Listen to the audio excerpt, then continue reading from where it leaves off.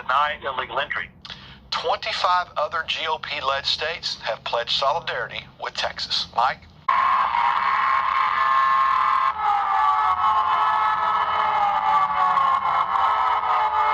As stated on their website, it's a call to all active and retired law enforcement, military veterans, truckers, and others to peacefully assemble, pray, and demand the government finally secure the southern border.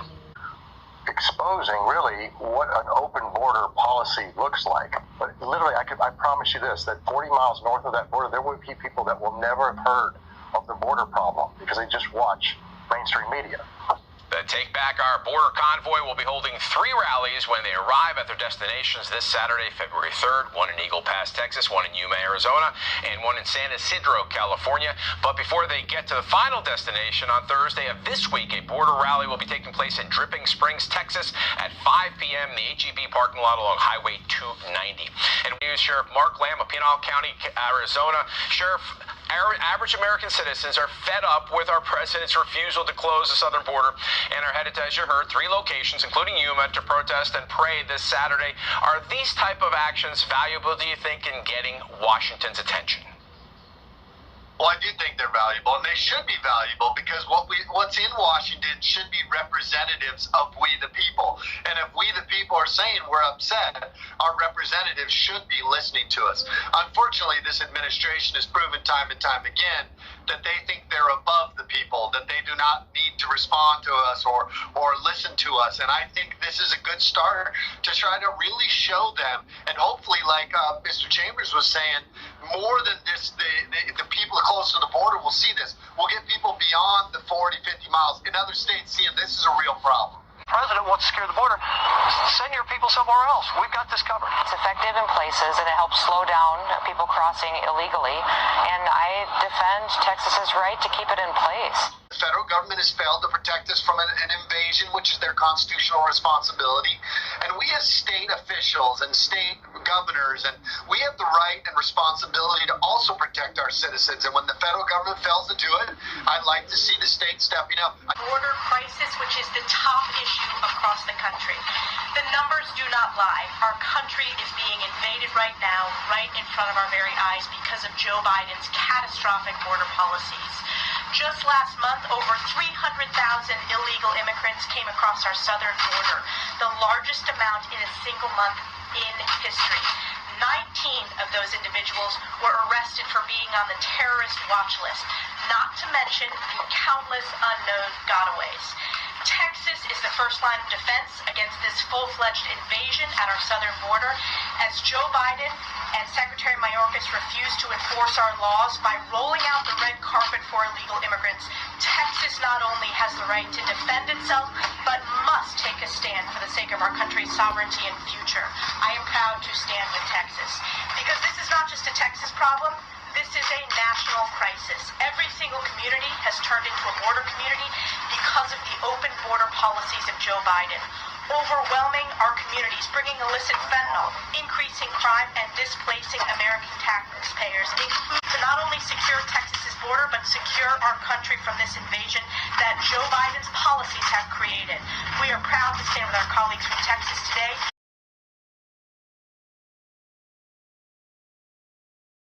That they made history once again with their failed border policies. More than 302,000 illegal immigrants were encountered at the southern border in December, making it the highest single month ever recorded. This unprecedented crisis is happening for one reason and one reason only. Joe Biden and the Democrats have rolled out a welcome mat for illegal immigrants through their open borders agenda. As a result, Texas has been forced to step up and do what the federal government won't: protect its citizens and the American people.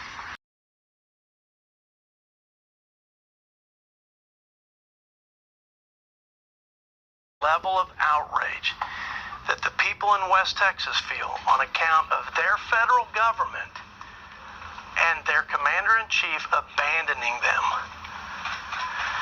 Not only has this commander-in-chief, this derelict president, failed to enforce the laws of the land, abdicated his chief responsibility to provide for a common defense, he He has unilaterally surrendered control of our border to terrorist drug cartels. But he's gone one more step to add insult to injury to the people of Texas and to border states who are trying to fend off this deluge. At every turn, he's used every lever of power to obstruct our leaders from doing the job that he's failed to do. The fundamental question, and I suspect the Supreme Court will answer this, is can Texas and any other state defend its border, protect its citizens, and enforce the laws when the federal government fails to do it? The Constitution is explicit and unequivocal in answering that question. Article 4, Section 4 says basically that every state is guaranteed protection against an invasion by their federal government.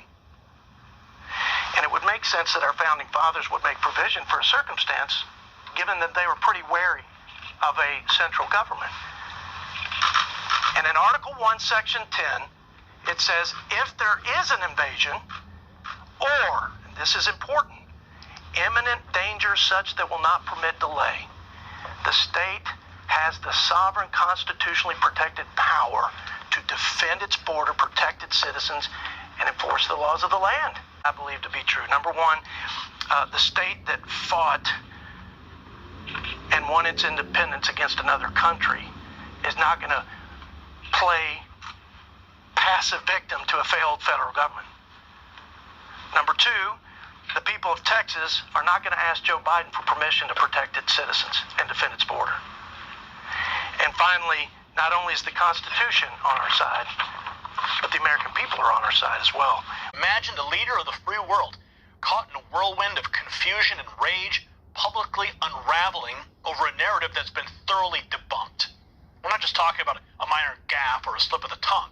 This is about President Joe Biden exploding in what can only be described as senile rage that will leave you questioning the very pillars of our leadership. The question that arises, why would a leader of Biden's experience latch on to a disproven narrative? What does it say about his judgment, or worse, his mental acuity? Of course, he's only spreading misinformation.